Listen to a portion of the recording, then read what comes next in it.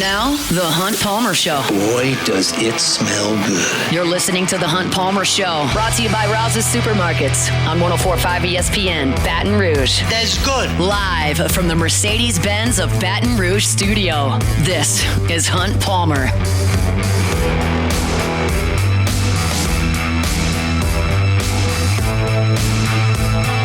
Thursday edition of the Hunt Palmer Show, presented by Rouse's, official supermarket of the New Orleans Saints. Let's talk some Saints to start hour two. We'll head out to the Jim's Firearms Hotline. Luke Johnson covers the Saints for The Advocate, joins us now. Luke, how we doing? Doing great, man. Thanks for having me on. It is our pleasure. Derek Carr, your thoughts on his future over the next 5 weeks? Yeah, look, I think that everything that's come out so far about it has been generally positive, just within the idea of him potentially playing again this year. They are still technically, at least publicly, holding out hope that he will play, or that he could potentially play this weekend. I think that's very unlikely. He's got to clear the concussion protocol first, and then they got to see if his hand can even handle a little bit of football. Even though it's his non-throwing hand, you still have to do a lot as a quarterback with both of your hands. He's got to be able to hand off with his left hand. He's got to be able to take a snap. So, I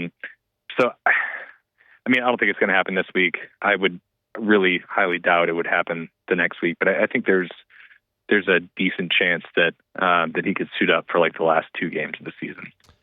Saints have not announced a starter in his place. Is that by design or because you don't think they're quite certain? Yes.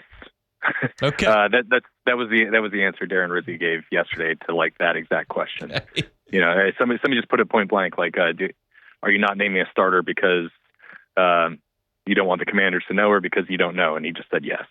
So like, I think they have an idea. I think they know who they want to roll with, but they're going to let it kind of play out this week. And maybe whoever's number 2 in the pecking order can change some minds. I mean, I'd be surprised, but yeah.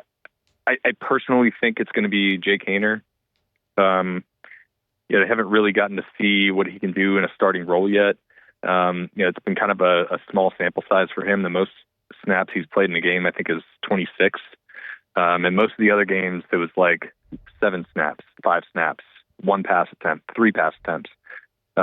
So give him a chance where they're game planning around him. He's not going into as bad a situation as Spencer Rattler did his 3 starts. He's got his full offensive line. He doesn't have Chris Olave or Rashid Shaheed or Taysom Hill, but I think MVS has played well. I think some of the other receivers have played well. The tight ends have been stepping up. So you should be able to get a good look at him if he's your guy. It still might be Spencer Rattler, but I think that's part of the calculus here. Like, let's see what we got, and assuming Derek Carr is not playing. Why do you think it was Spencer Rattler the first time? I think it was Spencer because there's a lot of really tantalizing traits with him. And when you were kind of building a game plan around a quarterback and what he can do, I think there's a lot of stuff about Spencer Rattler that excites you. You can put a lot of stuff in the playbook because he's just a very gifted player. I just think, like I said, the other stuff around him was just really not good. And it's not saying that he was going to be a superstar if they had their full complement of offensive weapons or anything. But the guy got sacked 14 times in 3 games. He was thrown to a really depleted receiver core where really they were relying on young guys, rookies, undrafted rookie free agents to step into those big roles. Whereas now you have guys like Marquez Valdez-Scantling, you've got Dante Pettis, you got veteran receivers in those roles. I think it made sense in hindsight. And I think it would make sense to see what he could do in round 2. Now that he's had some chances to learn from it and get a little bit better situation around you. But the fact of the matter remains that they really don't exactly know what they have in Haener yet. So, I think that's probably where they're going to roll. Who do you think's making the way of answering that question? Yeah, who do you think's making that call ultimately? That's a good question. I would think ultimately that call goes down to the coaching staff, right? And really that's Clint Kubiak and Darren Rizzi kind of making that call together. I would be surprised if it's kind of coming from up high, because like if I were these guys, like I don't know if any of them say like I feel really comfortable about their status with the team next year, right? Even Mickey Loomis, who's been here forever. Like I don't know if you can say for sure that he's going to be back. So is Mickey really going to be like, we need that guy there? I mean, Darren Rizzi is obviously coaching for his head coaching career here. Like I think if he wants a guy who thinks he gives them the best chance to win, like he's got to roll with that guy. I think that's more than likely. Uninformed here, speculating. I think that's more than likely that who is making the call at who is under center. How realistic do you think it is that Darren Rizzi becomes the next head coach of the Saints? I know you wrote an awesome story on him from last week up there in his roots in New Jersey, but how realistic do you find that at this point? I mean, a lot less now that Carr's out. Yeah. I mean, or assuming Carr's out. I think that's it's going to be a lot tougher for him to really go on a run and wow some people here. I think he's done some really nice things. Look, they're 3-1 since he took over, and they were coming off a 7-game losing streak. I think he's proved that he needs to be considered, right?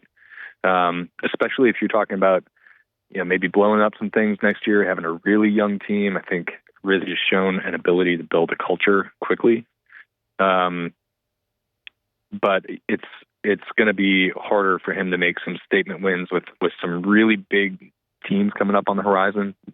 Commanders are in the playoff race. Packers are in the playoff race.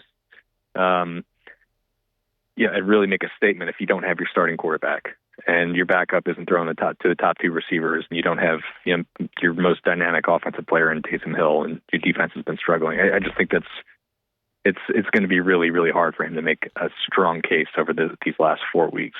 Were you surprised the Saints couldn't really run the ball in New York? Very. And I went back and looked at, the Giants have a terrible run defense. I think they were ranked like 26 in the NFL going into that game. And then they were also playing without their best defensive player in Dexter Lawrence, who's like a monster in the run game. So you figured they could make something happen there. What I think the Giants did, which is smart, and I don't understand why more people haven't done this year, is they basically just copied the Eagles game plan, right? They don't have Jalen Carter in the middle to wreck things, and their linebackers aren't as good, but they've got good players on the edge. They kind of played that like wide 5-man front a lot.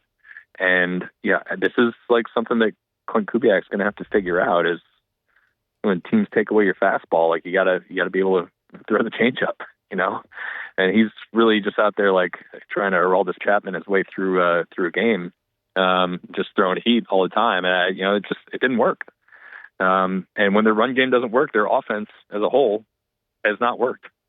So, that's if he is back next year, which is, obviously a question mark.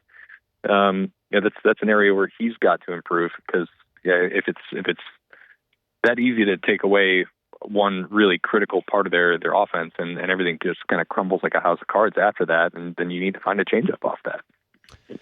How do you feel like the Saints handle Jaden Daniels? I've seen him play in person before. He's pretty good. Yeah, he's all right, huh? And also feels like he was built in a lab to just eviscerate this Saints defense. So not really feeling good about their chances this weekend. I was talking with some other reporters. We were trying to set an over/under on his rushing yardage this week. I don't know if the limit exists, man.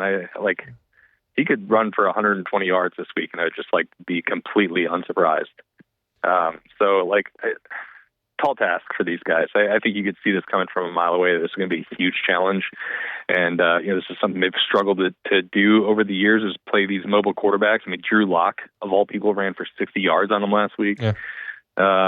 It's just, it would be like the upset of the century if they hold him under 50 yards. Unless the Commanders just beat the brakes off him and Jaden doesn't have to run around. We'll see. Enjoy some football in the Dome on Sunday. We'll talk next week. Thanks, Luke. Sounds good, buddy. See ya. He's by Luke Johnson on Twitter. You can follow him over there at The Advocate. Does a great job with the Saints. He's with us every single Thursday. Our Thursday shows are brought to you by Rouse's Markets. I mentioned this at the end of hour number 1, but wanted to do so again. Thinking about a stocking stuffer? How about a Rouse's gift card? The Rouse is all over the place, so whoever you're buying that gift for is within shouting distance of a Rouse's. You can get on by, you can get your groceries for yourself, and you can get that stocking stuffer of a Rouse's gift card while you are there. Fantastic, folks. What? Free groceries. That works for me. It works for most people. Rouse's would love to help you out with that. So get on by a Rouse's location near you and make that happen here in the coming weeks. We'll take a time out. Come back with Chris Blair, the voice of the Tigers. It's Hunt Palmer Show. The Hunt Palmer Show. Boudreaux's Electrical Services. Neil and Melissa have been running Boudreaux's Electrical for 40 years, giving folks in South Louisiana the peace of mind to know when the power goes out, they're protected with that home standby generator from the folks at Boudreaux's Electrical. Look, they've got more than 10 technicians available at a given time here in South Louisiana. So if they, while monitoring your generator remotely, which they do 24 hours a day, 7 days a week, sense that there's a mechanical issue, whether it just happened over the course of the machine trying to work, or the kids were out in the front yard and somebody bashed into it playing football, like one way or another, if something happened, they'll know about it because they were monitored that remotely. They'll send a technician out to make sure things are running smoothly. You don't want a ton of folks coming over for the Christmas holidays and then the power going out. That's no good. Get that Generac home standby generator put in from the folks at Boudreaux's Electrical. They've had the same phone number for 40 years. It's 985-397-1562. 985-397-1562. If you're thinking, well, I live in the 225, 985, well, they got a location here in the 225 as well. It's 39389 in Gonzales, but I give you the easy way each and every day. And that's, of course, Boudreaux'Electrical.com. Get that Generac home standby generator installed today. It's Boudreaux's Electric at Boudreaux'Electrical.com. This is the Hunt Palmer Show, brought to you by Rouse's Supermarkets.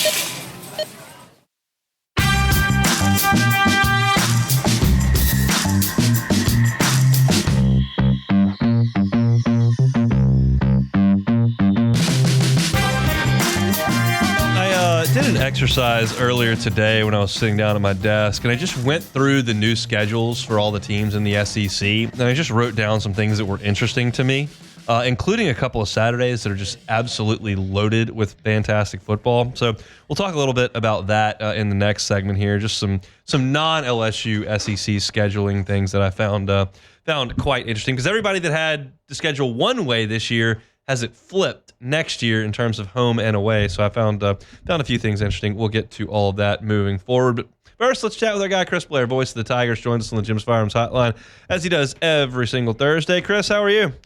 Great, Hunt. Hope you're doing well. Doing quite well. Doing real well. Looking forward to the game coming up on Saturday against SMU.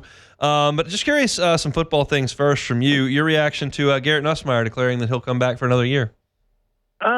Excited to see that. I'm sure like everybody else, but I kind of felt that way. I mean, I didn't have any inside information, obviously, but I just felt like, with 13 starts under his belt and accomplishing what he did, and then trying to correct some of the mistakes and develop a little farther based on, his father understanding development, probably more so than anybody else. I really felt like that's the move he would make. And like I said, once it was official yesterday, I think like everybody else, you're excited to have that piece back of the offense.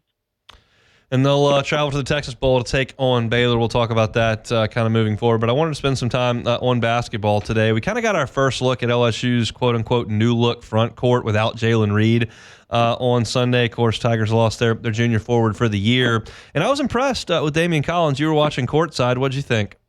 Well, you got a message from me. I think they're midway through the second half. That that was the thing I was most excited about. Was you're replacing a guy that you pretty much could pencil in at least what we'd seen in the early part of the season, 8 to 10 points and 7 to 8 rebounds, and you were going to have to fill that void with guys who certainly have the ability. We just haven't seen it yet. And instead of Matt and Coach McMahon having to ask one guy to do so, I think he's got a pretty good, if you're going to have this situation happen, I think the silver lining is he's got 2 or 3 that, can give you that and then some, offensively on the glass. And, Damian Collins now kind of coming into his own, he was highly touted coming out of high school. Obviously, started his career at Kentucky and was behind a pretty big and pretty good five while he was there. But you're starting to see, he had the little mid-range jump shot. He certainly wanted to take a couple of threes, and while I don't want to see that too often this year, a couple of blocks, and again, along with him and Corey Chest, who's an absolute beast on the glass. I think by committee, if you can keep that up, it just takes a ton of pressure off, Cam Carter and the rest of the backcourt to have to score 21, 25 points a game. And when you look at the win this past time out against Florida Gulf Coast, that's kind of what you saw. You had Damian leading the way with 18. You had 5 guys in double figures, and it wasn't as if Cam, had and Sears had to carry the load and score 40 or 50 points combined. Now they're going to need to score. Don't get me wrong. You can't count on that every time out. But I just like the fact that those guys are able to come in and not have to be the guy that has to play Damian Collins 36 minutes a game and hope that he can get you 12 and 8 every night. So again, I like what I saw. On top of the fact, and I sound like a broken record, this team is still committed to playing defense. No question. And I think, look, this team we knew was going to lean on Jordan Sears and Cam Carter to score a lot. And then when you take out what was probably going to be their third leading scorer, you understand that there's a lot of points that need to be dispersed and some help that's got to be given to those guys. You talked about Collins, you talked about Chess doing the dirty work, but they're leaning on Victorious Miller far, far harder than I thought they would have as of 6 weeks ago. What have you seen from him? Well, one thing about VJ, and I say this because I enjoy being around him, he's full of confidence. He exudes confidence. He came over before the Florida State game, and I said, "Hey, by the way, VJ, good job. You're averaging 15 points a game over the last 3." And he goes, "Yeah, you got it." So I was like, all right, I like that. But yeah, I'm a little surprised too, not because I didn't think he, had the ability, but they are leaning on him for, minutes, for points, and production. And one of the other things, and I come back to defense again, every time I've talked to Victorious and talk about his mid-range jump shot, because to me, I think he's, that's one of the lost arts in college basketball. It's either at the rim or from three-point land. And VJ's got a really solid, 8 to 15-foot jump shot. And he said, "Hey, I got to play defense, though. I can get those jump shots, but coach is not going to put me on the floor if I'm not dedicated to defense." So while he has this air of confidence, he knows he's got to get the work done. And I think that's a great combination, especially for a true freshman. I'd imagine more of your time kind of around the team would come in traveling. They haven't traveled a lot, and you didn't go to the Greenbrier, so I kind of get that. But I would imagine at this point in the calendar that it would be a pretty confident group. They've had one setback, but they've won some impressive games. They've had some impressive comebacks. And what's kind of the air that you're sensing around the team? They push each other, and in this day and age, there's times where you're bringing in new players, young players, and you look at the starting five to start the season. You had one returning Tiger in the starting five, but what I've been impressed with is they push each other, and you get a sense when you go to shoot around and when you're at practice before the game and after the game, and even when we traveled to Kansas State, that these guys are pushing each other. Cam pushes Jordan. Jai Bailey is pushing some of the younger guys, and to me that's a good sign, as opposed to bringing all of these players in that haven't played together, and everybody kind of sits in their silo for a while. So I credit Coach McMahon and the staff. I think they did a really good job in preseason, and in a day and age where you're really not building programs anymore in any sport. You're building a roster, and so when you have to build a roster, then it's very important to get that glue together very quickly. And I think with this group, from what I've seen so far, and even Coach Brady has mentioned it, I think Matt and his staff and these players have done an excellent job of doing it. They look like they've played together for years. They enjoy each other, being around each other. Everybody's joking. And again, some of that comes when you're 8-1, but I've seen that very early on in the season. And to me, that's a great sign. What kind of environment are you expecting on Saturday? I know you've done some LSU basketball over in Houston. There's quite a few alums in Dallas. I would guess there'll be a few hundred LSU fans there for that. Certainly a partisan SMU crowd, but should be a good opportunity, to last Power 5 conference opportunity for the Tigers on Saturday. Well, I think you're right. I mean, all I can tell you is I know there's a big dinner on Friday night, and so that tells me this is one of those trips that a lot of people wanted to take. Number one, it's not that far away. It's Dallas. It's a neutral site, and it's SMU, ACC, and SEC. But yeah, I mean, I think there's going to be a lot of alums, not only in the Dallas area, but outside of Dallas, that this may be their only chance to see LSU play. And as you well know, when you bring an 8-1 team in, people get excited. Everybody jumps on board. So I'm expecting it to be. I mean, obviously, it's down the road from SMU, but I think it will be interesting to see, and I expect to hear some Tiger fans there. Looking forward to it. You and John Brady will be on the call there from Frisco. Safe travels up there, and we'll talk very soon, Chris. You got it, hon. Have a great weekend. Sure will. He's Chris Blair, the voice of the Tigers, LSU, and SMU. It comes to my attention, I don't know when that game tips off, so I'm going to look that up. Do you know? You're grabbing the mic like you know. Well, I was gonna tell you it is 3:00. 3:00 tip on Saturday from the Comerica Center there in Frisco. So not on campus at SMU. This is one of those charity games, I believe. So we talked to Bruni about this on Tuesday. It's going to be a neutral site game on the net. It's not going to be a true road game, which is a little bit of a bummer, but it flips. And next year, SMU will come to New Orleans, and they'll do the same thing. And it won't count as a home game. It'll be a neutral game, which counts better for you as the home team. So SMU loses a little bit of bump, gets a little bit of bump than you would as a home team, and LSU loses a little bit as a road team. But the same will be true. And I bet, just my guess, that LSU will have a better contingent in Frisco than SMU will have in New Orleans. That's a guess. I don't have anything to back that up. But Frisco, home to LSU for couple of events over the next couple of months. Of course, the LSU baseball team is going to go up to Frisco to play in a tournament in week 3 of the non-conference play up there. It's right at the turn of February to March. I'm hoping it's not absolutely freezing up there because I'm planning on going. But we'll see. Doesn't matter if it's freezing or not on Saturday in Frisco because LSU and SMU are going to play at 3 o'clock. You want to listen to that, you can on Eagle 98.1, our sister station. Pregame for John Brady and Chris Blair at 2:30. One more non-conference chance for LSU. In the Power 5, they'll have Stetson next Tuesday. They'll have UNO a week from Sunday in the PMAC, and then the following Sunday, as you kind of wrap around Christmas there, Mississippi Valley State before LSU starts. Through the worst teams in college basketball. Not good. So it's not going to be a lot of resume boosting there. Plus, you got the holidays. It's a weird time. You're only playing on the weekends at a given point. So then you'll start Saturday at home, the January 4th. Against Vanderbilt at a 3:30 tip. So my sincere hope is they can go take care of business against SMU. They can get to, what are they, 8-1 right now? So that'd be 9, 11. 10, 11.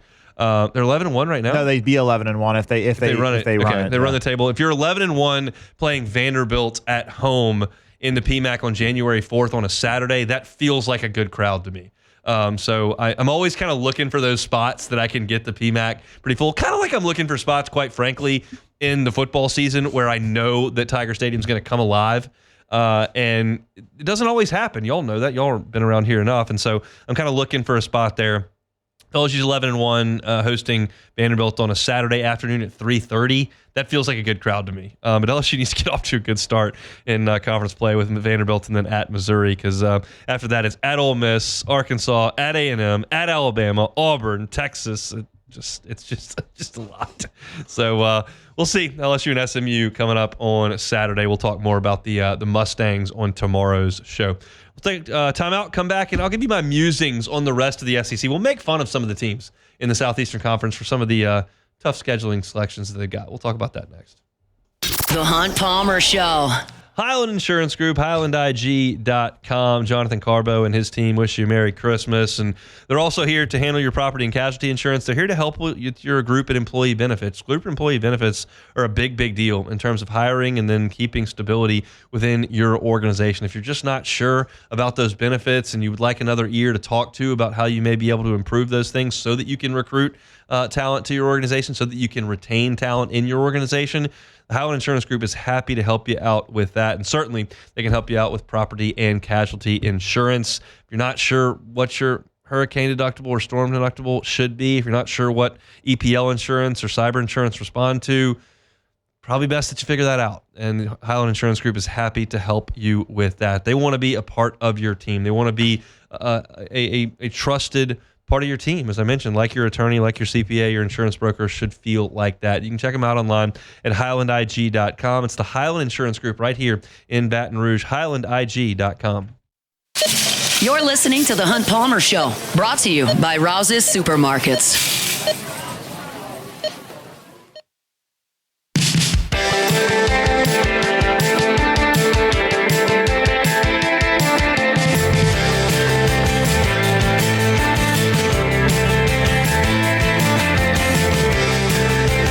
Drive to the college football playoff national championship runs through the playoffs. That's interesting. It says playoff twice there, so we'll have to get that reworded. But tune in for round number 1, Friday, December 20th at 7 p.m. and continuing Saturday, December 21st at 11 a.m. Your home for college football playoffs and the national championship is 104.5 ESPN Baton Rouge. How would you grade that read? Well, it's not my fault, Hunt, because the copy says the drive to the college football playoff national championship runs through the playoffs. That's right. But just saying playoff twice is kind of redundant, in my opinion. So it messed me up. I enjoy when you mess up. I'm glad you do. That makes me like the reads more. I'm really glad you enjoy that. All right, speaking of making fun of people, let's make fun of some SEC teams with the schedule that they were doled out. Again, we knew who everyone was playing, and we knew where they were playing, and we didn't know when teams were playing them. So, Beck, who's the team that I enjoy ribbing the most? Missouri. No, it's not Missouri. Yeah, it is. You hate them. I mean, we had a whole bit on this show, and you had a what's the thing called, a bumper built in about me and one SEC team. Who would that be? Texas A&M. That would be Texas A&M. Let's talk about the Aggies, the schedule that they were given last night. Now, the great news for A&M is that their first 3 SEC games are at home. They have Auburn, Mississippi State, and Florida in Kyle Field. That's excellent news. What that also means is that 4 of their last 5 SEC games are on the road. Now, they're not murderer's row, but it's still not great. 4 of their last 5 SEC games are at Arkansas, at LSU, South Carolina at home, at Missouri, and at Texas. 4 out of 5 league games on the road is not a lot of fun. And when you consider that 2 of those are at DKR in Austin and at Death Valley in Baton Rouge, that's a lot. Texas A&M plays 1 home SEC game after October the 11th. So that's one of those deals where, like, you're going to look at this as an A&M fan all summer long, and you're going to go, if we're not off to a really good start, which includes a trip to South Bend to play Notre Dame, and then SEC home games against Auburn and Florida. Like, if you're not off to a good start, it's probably going to spiral again. And I think Mike Elko is going to do a good job at Texas A&M, and that's a relative term. Like, I don't know if he's going to win a national championship or win the SEC, but I think they'll be a pretty good team the whole time he's there. I think he's a good coach, and I think they'll spend a lot of money on players. But I don't see them making the playoff next year. I don't know if that was an anticipation for A&M but I have a hard time getting through that schedule with a playoff berth for the Aggies, which would be just fine. Now, speaking of that state, the Texas A&M Texas Longhorns, that would be the Texas Longhorns, we know that they kind of got a cakewalk this year from the SEC. Oklahoma got raked over the coals. Oklahoma had to go to Oxford. They had to go to Tiger Stadium. They had to play Tennessee. It was tough for Oklahoma this year. But Texas kind of got off easy. Well, next year, I did not realize this until I went to the schedule. Texas is going to Columbus to play Ohio State. I think that LSU playing Clemson is dumb. I think Texas going to Ohio State is really dumb. Now, I understand that there's an entertainment value to this, and I'm not suggesting that it's not great for the fans to play this game. I think it's dumb for the football programs to play these games. I do want to say, though, I think to me, there is a flip side to this, because let's say, for instance, LSU goes to Clemson and beats them to start the season next year, and Clemson loses, maybe lose one more game, but they win the ACC and they make it to the playoff. Yeah. And so for me, it's an opportunity to hurt you very badly, but it's also an opportunity to really boost your resume. Let me counter that. Georgia beat Clemson by 1,000 this year. And if Georgia would have, if they would have lost that game, they'd be out in the playoff. Because they won. They won the SEC, but they won the league. Yeah, so but they probably wouldn't have been. They wouldn't have been in the championship. It did game. not help them. It doesn't help them at all. There is not, by my estimation, there is not one non-conference victory that any of the 12 playoff teams, the at-large, the 7 at-large for sure, that can hang their hat on and say, that got me in. Maybe Notre Dame at Texas A&M. Honestly, this may sound dumb, but Boise losing that close game to Oregon has been viewed as a good thing for them. But if they would have played Sacramento State in that game and gone undefeated on the season, they'd still be in the same spot. Yeah, they'd be in the same spot. So it didn't help them. I don't know. None of those games help. But Texas playing Ohio State. They also are at Florida, which we didn't think anything of 3 weeks ago.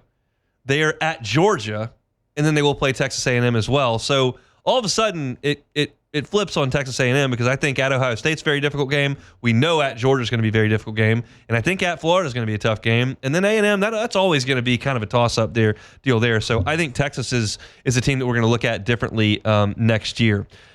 We'll see what Arch has. Georgia, we know that they got the screws put to them this year at Oxford, at Tuscaloosa, at DKR in Texas. Those all flip. And their Florida game takes the place of a road game this year. That flips year to year. Sometimes it takes a home game, sometimes it takes a road game. So they only play 3 road games in the entire league this coming year, at Tennessee, then at Auburn, and at Mississippi State. I think it's going to be really tough for Georgia not to make the playoff. Because you're talking about, I don't think they're going to lose. I just don't think they're going to lose 3 games. It's just what it's going to take to get there. And it's just tough to hang 3 losses on Georgia. You found a way to get to 2, and Georgia Tech should have hung that last one. And we'll see, what Georgia's roster looks like next year. But I think that they're in a much better place moving into next year than they were entering this year. And the last one I want to talk about is Alabama. Beck, what do you think about this non-conference game for Alabama to start the season next year? They are at Florida State. Yeah. In Tallahassee. Cakewalk, potential trap game. What do we think? I don't see. So I guess one thing to mention about all these games is, of course, these games were scheduled a long time ago. Yes, they were. And now Florida State looks like they are. It was one of the worst teams in the country. Yeah, exactly. So I don't see any other result from this game other than Alabama winning by 3 touchdowns. Okay. The question becomes, and you've already given me your answer on Florida State, can I find 3 losses for Kalen DeBoer here? Because I desperately need him to lose 3 more games this coming year, and miss the playoff again, because I need the meltdown. I need the absolute disaster in Tuscaloosa. I know Matt will sit in this chair and he'll rant and rave, and I enjoy that very much. I need it from Tuscaloosa. I need it from that side of the equation. I listened to Locked On Alabama after 2 of their losses this year, and twice the guy who hosts that show called it the worst loss in the history of Alabama football. Whoa. Which is a really stupid thing to say, because it's not even close, and it's hilarious to me. So this is what I need. I need 3 more losses. Can I get there? Here are the pitfalls. At Florida State, you're telling me no chance. At Georgia, can they lose that game? Oh, yeah. Early in the season? That's going to be. Tennessee goes to Alabama. Can they lose that game? Yeah. At South Carolina. Yes. LSU in Tuscaloosa. No. At Auburn in the Iron Bowl. I don't know. I would say yes. I just think the Iron Bowl is always. It is. And Hugh Freeze will have another year under his belt, and maybe they're better next year. I don't know who his quarterback's going to be, but that's 6 games. I need 3 losses. I'm not counting Vanderbilt coming in there. I'm not counting them going to Missouri. No, we didn't this year either. No, we wouldn't. I never said I was right. Of course I'm just not. trying to be reasonable. Understandable. And so I'm trying to get 3 losses here for Bama: at Florida State, at Georgia, at South Carolina, at Auburn. Those are 4 road games. And then Tennessee and LSU in Bryant-Denny Stadium. I need 3.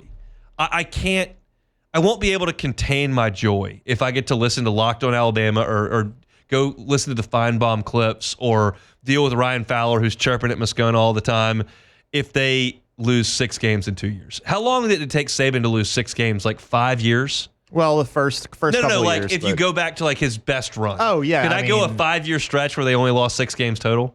Probably, if not less. Probably so. So I need that so bad, and that schedule is pretty tough. I found I didn't go through every single Saturday, but I found a couple of Saturdays, and this is kind of the beauty of the expanded conference. And bear with me because I'm a little different than most of y'all from this perspective.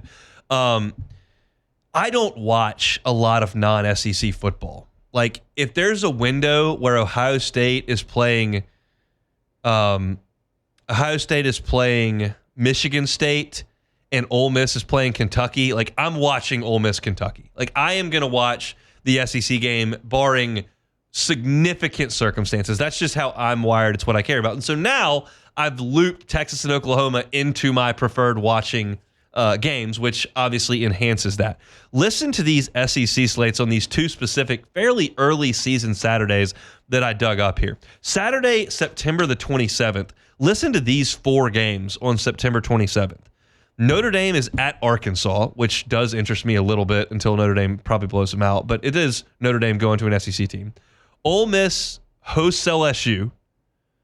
Georgia hosts Alabama. Both those games are on the same day. And Auburn goes to A&M, which I find fascinating with those two programs trying to take the next step. That's 4 really good games for the Southeastern Conference. Indy at Arkansas, LSU at Ole Miss, Bama at Georgia, Auburn at Texas A&M on one Saturday. And then another one I found a couple of weeks later on October the 11th. Georgia is at Auburn. South Carolina is at LSU. Oklahoma and Texas play in the Cotton Bowl. And Florida is at Texas A&M. Like, that is... Usually on a given week, I feel like there's 2 pretty good games. That's 2 different weekends where there's 4 that I'm just like, that's good stuff. And so that's, while I am I push back slightly on Stanford and Cal playing in the ACC, or SMU being in the SEC, or USC and Rutgers playing a league game. There is a piece to this that I am now locked into the SEC, and you do create more really good football games on a given weekend. Question is that going to translate into significantly more dollars the next time that they come around and pass the hat for a television contract? So we'll see. Just to look at the schedules that came out there yesterday for the Southeastern Conference. You can check all those out at secsports.com. Our Thursday shows are brought to you by Rouse's Markets, official supermarket of the New Orleans Saints. We'll come back and close it out on the Hunt Palmer Show. The Hunt Palmer Show. Genesis of Baton Rouge, genesisofbatonrouge.com. Every car on the lot is online at genesisofbatonrouge.com. How does valet maintenance sound? Pretty good? It's real good. If you're a Genesis buyer, Genesis driver, and you just don't feel like you have time to get the oil changed, to get the wipers taken care of, to get that air filter, all that kind of stuff that goes into the maintenance of your car, which is important, you don't have to deal with the time aspect of that with the folks at Genesis of Baton Rouge. They will come to you. They will pick up your vehicle. They will bring it to Genesis. They will drop a vehicle with you. You can go on your merry way about the day, and then they'll bring the car right back to you when it's done. And oh, by the way, if that's a new purchase, you're talking about 3 years of complimentary maintenance at Genesis of Baton Rouge. Just all part of being a Genesis buyer. Also, 10-year, 100,000-mile warranty, not terrible either. Genesis of Baton Rouge, airline at Piku. You can check them out online, genesisofbatonrouge.com, genesisofbatonrouge.com. This is the Hunt Palmer Show, brought to you by Rouse's Supermarkets.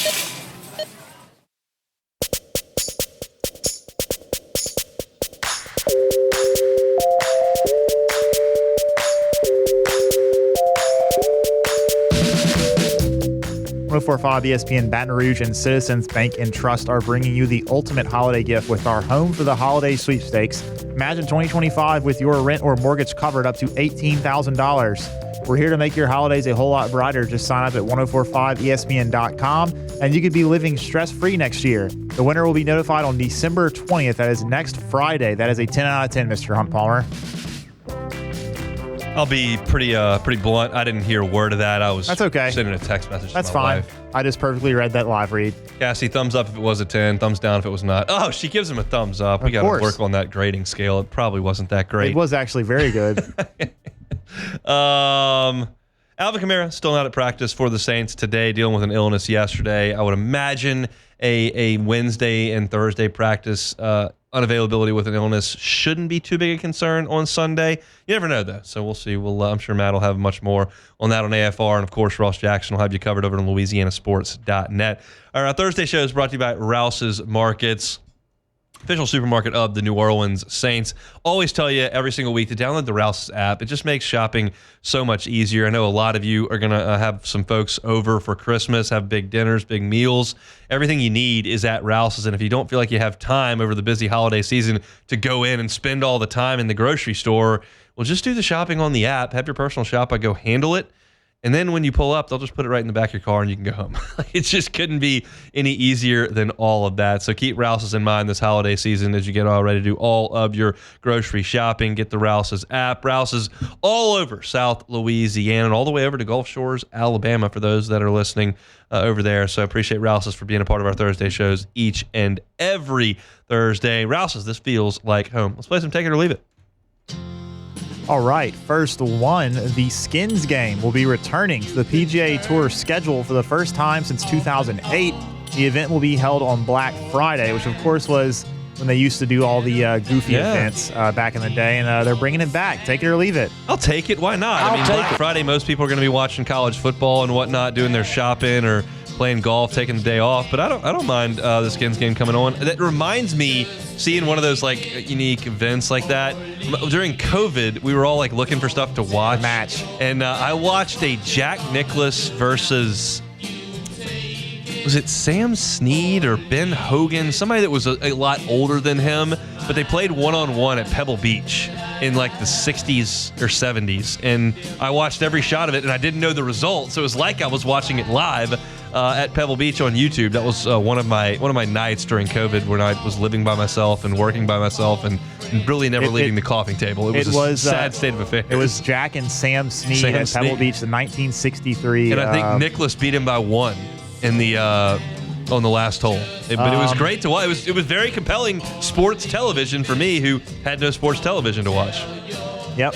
I can't find the score there, but we'll move on. Rich Rod will be returning to Morgantown for his second stint as head coach of the Mountaineers. Take it or leave it. I'll take it. Why not? I mean, I know that there was some contention when he left, but let's be honest, he left for Michigan. That's a step up. If you have some self-awareness, you realize that the West Virginia coach, if offered the Michigan job, is probably going to take that 9 out of 10 times, and Rich Rod did that. It's not like he's been a complete, like off the reservation for a while, or like just doing some television. Like he's called plays for a while now. He went out to Arizona. He was at ULM calling plays. He took the job at Jacksonville State. They just won the conference. So he's been familiar with the transfer portal. He's still calling plays, still involved in college football. I'm not saying he's going to have him humming at the rate that he did when he invented the read option with Pat White and Steve Slayton. But I think that's a fine hire for them. I think he'll do a reasonable job. All right, next one here. We got a little bit of Cubs action, Hunt. What is that? Give it to me. Apparently, the Cubs are involved in talks to secure Astros outfielder Kyle Tucker. Okay, who's saying this? John Heyman. Okay, says that's a real person. Yes, he is.